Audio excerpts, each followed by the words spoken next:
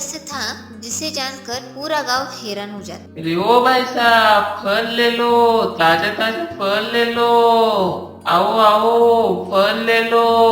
अरे वीरू भाई, ये कौन सा फल है? इतना छोटा सा तरबूज मैंने पहली बार देखा। भाई ये साधारण नहीं, ये दुनिया का सबसे छोटा तरबूज है। आकार तो अंगूर जैसा है लेकिन स्वाद अद्भुत। और ये तो अंगूर है, लेकिन इतने बड़े दाने। हाँ, ये दुनिया का सबसे बड़ा अंगूर है। सिर्फ कुछ दानों से पूरा गांव का पेट भर सकता है। गांव वाले हैरान थे। हर सब्जी और फल का आकार और स्वाद जैसे किसी जादू से कम न था। वाह, इतनी बड़ी भिंडी, ये तो 10 घरों के लिए भी काफी होगी। हाँ भाई, देखने में जितनी बड़ी, खाने में उतनी ही स्वादिष्ट। और ये मटर का दाना 2 किलो से भी भारी। यही तो खासियत है। मेरे पास जो भी फल है सब अद्भुत है। धीरे धीरे इन अद्भुत फलों की चर्चा दूर दूर तक फैलने लगी। यहाँ तक कि खबर राजा रामचंद्र तक पहुँची। महाराज, एक किसान है जिसके पास इतने बड़े फल और सब्जियां हैं कि देखकर आंखें फटी की फटी रह जाए। क्या सच में इतने बड़े फल? कल उसे के सारे फल लेकर दरबार बुलाओ। अगले दिन वीरू अपने अद्भुत फलों को बैलगाड़ी में भरकर महल पहुंचा। पूरा दरबार उसकी तरफ कौतूहल से देख रही। महाराज, ये देखना बड़ा आम और अनार, एक एक पूरा बैलगाड़ी भर। ये सब सच में असली है? कहीं ये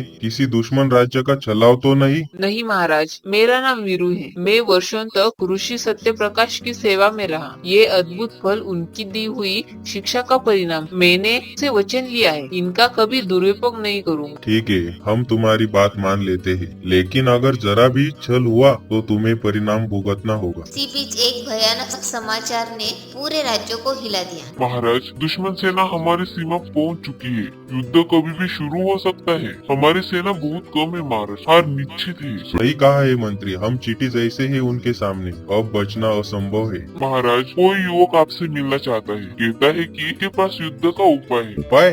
कौन है वो?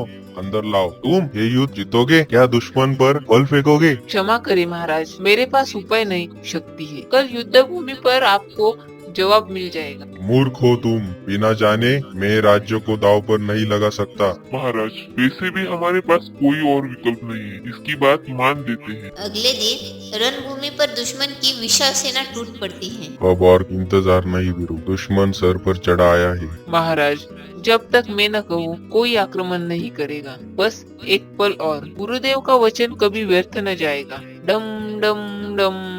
अचानक एक अद्भुत दृश्य हुआ। दुश्मन की विशाल सेना सिकुड़कर चींटियों जितनी छोटी हो गई। ये क्या हो गया? इतनी बड़ी सेना कहाँ गई? देखिए महाराज, सब जमीन पर रेंग रही है। वीरू, तुमने तो सिर्फ युद्ध नहीं, हमारे दिलों को भी जीत लिया है। आज से तुम हमारे राज्य का सबसे बड़ा रक्षक हो। महाराज, क्या इन चींटियों को यूं ही छोड़ दिया जाए? नहीं, आज से रोज इन्हें यहाँ एक मुट्ठी अनाज भेजा जाएगा। यही होगा इस विजय का सच्चा सम्मान। इस तरह एक साधारण किसान ने अपनी सच्चाई और गुरु की शक्ति से पूरे राज्य को बचा लिया।